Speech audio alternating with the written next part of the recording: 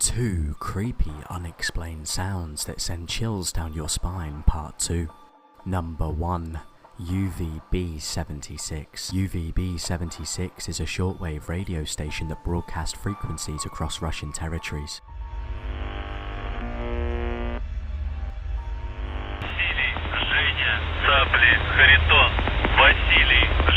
Running for 50 years, it emits various sounds and words in both Russian and English, no one knows where or why. Number 2.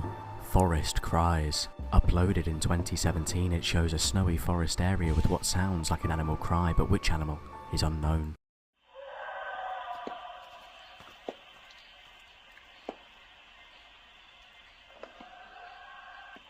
These disturbing sounds coming from the forest are spooky. Some have theorised that it could be a puma mating call. If you enjoyed, please like and follow because you just learned